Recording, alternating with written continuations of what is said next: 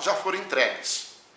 E vergonhosamente em 2007, uma empresa conseguiu, depois de recrutar o núcleo estratégico de exploração e produção da Petrobras, conseguiu, no leilão, isso em meados de 2007, em novembro de 2007, contra toda a recomendação, inclusive de cartas oficiais do Clube de Engenharia do Rio de Janeiro ao presidente da República, os leilões foram mantidos. E essa empresa, já 11 meses depois de criada, em meados de 2008, valia 10 bilhões de dólares. Hoje, depois das primeiras prospecções, tendo como único patrimônio o acesso aos recursos na área do Cabo Frio e a equipe criada e gestada dentro da Petrobras de tecnologia, ela já anunciou ter descoberto entre 2,6 e 5,6 bilhões de barris de petróleo, que é o valor de mercado hoje, vale entre 30 e 70 bilhões de dólares. Assim, num processo extraordinário de enriquecimento privado e acumulação primitiva de capital no Brasil, nós já estamos um dos homens mais ricos do mundo em tempo recorde. De forma que, se este exemplo que é trazido aqui nos traz a uma reflexão sobre a necessidade permanente da vigilância, especialmente dos engenheiros que acompanham isso. De maneira que mesmo o governo democrático popular tem suas contradições e tem levado a esse jogo duplo, que se acirrará se a população não estiver organizada e se a sua elite pensante, que são os engenheiros em grande parte, não estiver atuante para cobrar soluções. Entendemos nós que a melhor saída para o petróleo do pré-sal é quantificar suas reservas, definir o ritmo de produção e vincular a produção do petróleo à geração de excedente econômico necessário para financiar um Plano Nacional de Desenvolvimento Econômico e Social. Não é difícil concordar sobre quanto é necessário investir em educação pública, em saúde pública, em reforma agrária, em reforma urbana, na mobilidade, na preservação ambiental, na ciência e tecnologia necessários para manter o padrão de crescimento e desenvolvimento econômico e também, acima de tudo, na transição energética, dado que os recursos fósseis, do petróleo agora, do carvão antes, que garantiram essa extraordinária evolução do sistema urbano industrial, estarão exauridos e terá consequências.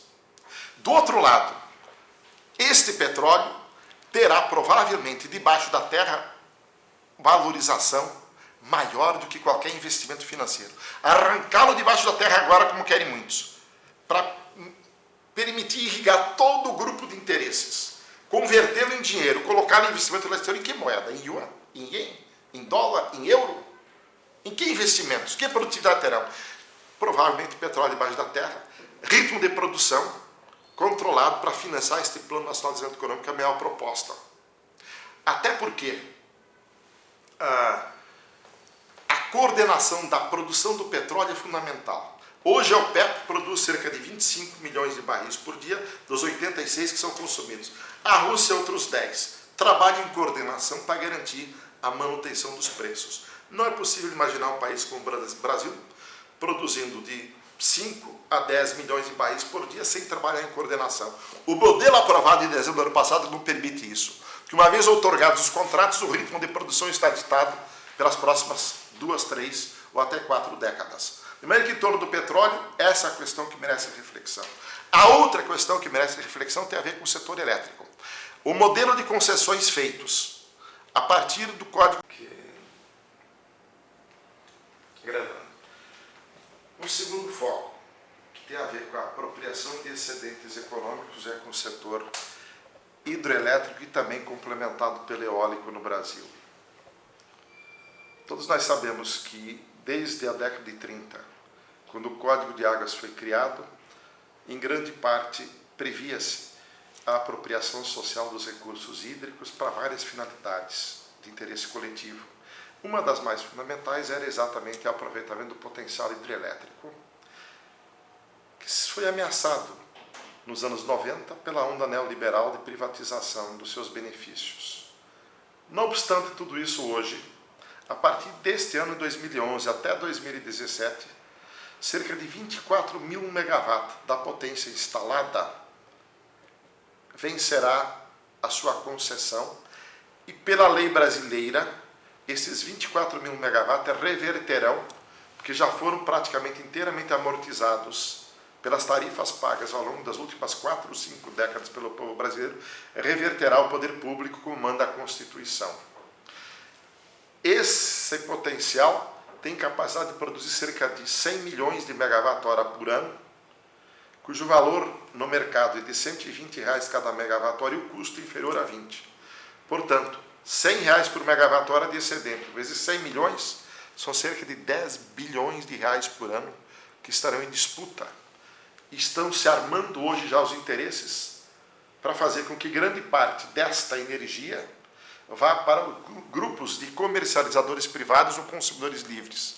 O que nós propomos é que se crie no Brasil uma empresa chamada Hidrobras, que administre esse potencial e que gere esse excedente econômico, junto com a renda petrolífera, para, como nós dissemos, financiar um plano nacional de desenvolvimento econômico e social. É preciso que o Brasil também caminhe na área de organizar o seu potencial hidroeólico. A energia do potencial hidráulico combinada com o eólico permitiria triplicar a capacidade de produção de energia no Brasil hoje, sem ter que, exceto para otimização do ponto de vista dos períodos hidroeólicos críticos, usar a energia térmica. De maneira que o Brasil tem condições de, na área elétrica, criar uma matriz inteiramente sustentável e gerar um enorme excedente econômico que poderá beneficiar ao resgate das carências dos investimentos públicos na infraestrutura, na educação, na saúde, na infraestrutura urbana, ciência e tecnologia, etc. Mais uma vez, o que está em debate agora é saber se a capacidade de compreender o que está em jogo, de fato, vai se manifestar no debate que já está começando no Parlamento, onde se propõe a prorrogação das concessões. Primeiro passo para que em alguns estados se promova a privatização, maiormente São Paulo, por exemplo, nessa questão é muito dúbia. Um terceiro problema que precisa ser abordado aqui é a questão dos biocombustíveis. Neste momento, a produção combinada de alimentos e de combustíveis tem gerado dificuldades, mas é um potencial que a futuro no Brasil não pode ser desprezado, mas ele exige ainda tanto o biodiesel quanto o etanol que se avance em tecnologias mais avançadas antes que eles possam ocupar um papel mais relevante em escala global. Neste momento, isto não é possível. É preciso aprofundar os conhecimentos tecnológicos, a capacidade de converter toda a energia capturada da fotossíntese sob forma de carboidratos nas formas mais adequadas de energia. É verdade que o etanol brasileiro cumpriu uma trajetória extraordinária. Ele é mandatório no Brasil, não se diz isso desde os anos 30, quando o Instituto do Açúcar e Álcool promovia, em nome do Estado, a logística para permitir que os usineiros tivessem, de um lado, o pé no negócio do açúcar, mercado internacional e brasileiro, e, nas épocas críticas, desovar a cana sob forma de álcool. Esse processo foi intensificado com a criação do Proálcool nos anos 70, também em resposta ao problema dos choques do petróleo. Mas hoje está se colocando novamente essa questão, que permite, inclusive, que se estude a possibilidade da produção combinada de alimentos e biocombustíveis em regime de agricultura familiar, até mesmo para proporcionar a possibilidade de reforma agrária em larga escala. E o ponto fundamental de debate também é na área dos recursos minerais, hoje em dia a questão do ferro, do alumínio, mas essencialmente da Vale do Rio Doce.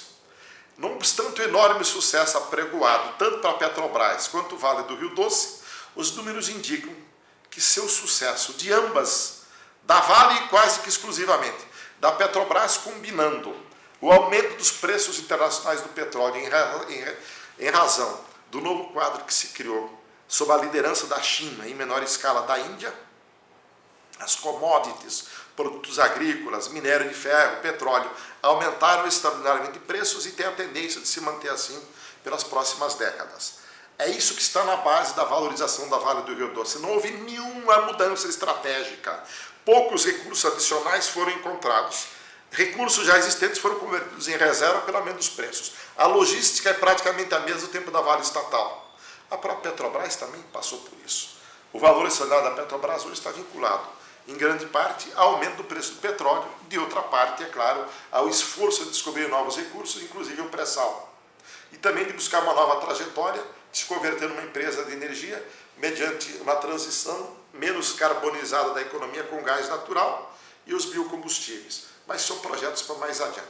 Primeiro que a Vale do Rio Doce, não obstante o debate público, em grande parte, o valor dela hoje se deve a nada mais do que a alteração, substancialmente, do preço do minério de ferro no mercado internacional, que tem a ver com a alteração do paradigma da economia chinesa, que desde o ano de 1977, no 13º Congresso do Partido Comunista, resolveu promover a rápida industrialização e urbanização. Uma sociedade essencialmente agrária se industrializa colocando contingentes da ordem de 40 a 50 milhões de trabalhadores todo ano no processo urbano industrial, exigindo para isso recursos minerais, alimentos e recursos energéticos. Primeiro que a questão da Vale não pode ser varrida debaixo do tapete. Hoje ela é uma paraestatal, porque os fundos de pensão, em grande parte, têm investimentos em muitos setores, e se juntarmos o capital controlado pelo governo, por suas empresas e pelos fundos de pensão, a Vale nada mais é do que uma estatal. Então ela vem sendo gerida como se fosse privada, mas na verdade o governo consegue articulá-la. E mais uma vez aí, na Vale, como nas outras estatais, se manifesta a estratégia da metamorfose do governo democrático popular, manifestada na Carta dos Brasileiros em meados de 2002, pelo qual se renunciou ao paradigma que substancialmente mobilizaria para o interesse público, coletivo e resgate das dívidas sociais o excedente econômico capaz de ser gerado na apropriação dos recursos naturais, minerais e energéticos do Brasil, para permitir que se criasse grupos econômicos dentro do Brasil, a partir das empresas construtoras de obras, as contratistas, a partir de alguns outros grupos hegemônicos no Brasil. Então esse é o debate que está colocado. Se a apropriação dos recursos minerais, dos recursos energéticos, dos recursos hidráulicos, do petróleo e do gás natural e, de uma certa forma, também dos biocombustíveis, vai estar mobilizado para ajudar a fazer uma verdadeira transformação das bases sociais e materiais de existência do povo brasileiro, diminuindo suas enormes assimetrias, ou se vamos reforçar a criação de elites nacionais que acumularão os excedentes econômicos e que, em grande parte, têm se comportado com parco compromisso em relação às carências nacionais. Elas operam essencialmente como empresa capitalista, que atua em qualquer parte do mundo, de acordo com o que lhe convier, como está muito claro hoje com a indústria siderúrgica brasileira, a indústria frigorífica que se internacionalizou e todos os demais setores que têm merecido o apoio do BNDES para, em algumas coisas, em alguns setores, promover inclusive algo que se assemelha escandalosamente a um subimperialismo dessas empresas brasileiras na América Latina e na própria África. De forma que o debate que está colocado é esse: compreender a dimensão do que está em disputa em relação aos excedentes econômicos da apropriação dos recursos naturais no processo de produção. O petróleo, os recursos minerais, o potencial hidráulico, em menor escala o potencial eólico e também o potencial da produção de biocombustíveis. E saber se o quadro institucional em que isso vai se dar será majoritariamente destinado ao resgate da dívida histórica com a população brasileira e a transformação concreta da sua vida, ou se continuaremos na mesma toada que já vem desde os anos 90.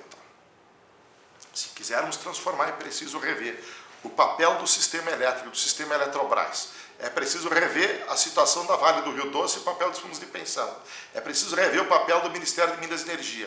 É preciso rediscutir a lógica, não obstante sua enorme eficiência estrutural, da própria Petrobras.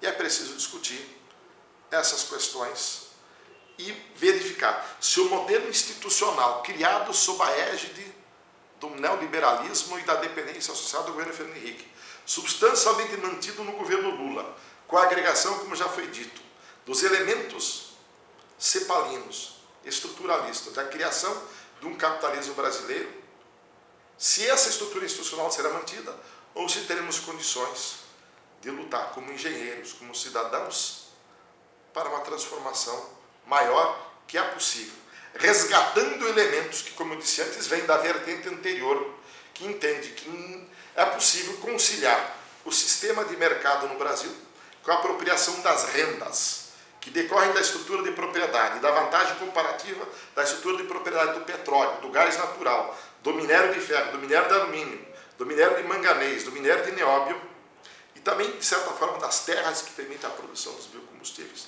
Se essa estrutura será destinada a transformar o Brasil ou se continuará simplesmente sendo o substrato no qual a acumulação capitalista se dá para criar uma nova elite capitalista de classe mundial ancorada aqui no Brasil. De maneira que o desafio que nós colocamos para os engenheiros da FICENGE é promover esse debate franco e aberto e discutir o quadro institucional, o papel das agências reguladoras, o papel do Ministério, o papel do planejamento. Nós não temos hoje, no Ministério do Planejamento, nada além do que a execução orçamentária. Quando devíamos estar olhando a longo prazo, saber quais as carências na educação, na saúde pública, na infraestrutura urbana, além da Copa e além da Olimpíada. Parece que a grande panaceia do Brasil agora é ser âncora de jogos apenas, quando o nosso desafio é maior que isso. O papel da ciência e tecnologia, o papel da transição energética como elementos capazes de aglutinar um novo projeto transformador do Brasil. E como os recursos oriundos da apropriação social, da energia e do minério poderão financiar isto sem necessariamente promover uma enorme ruptura no sistema hoje existente. Me parece que isso é possível, só que só será viabilizado com a mobilização dos brasileiros. Muito obrigado.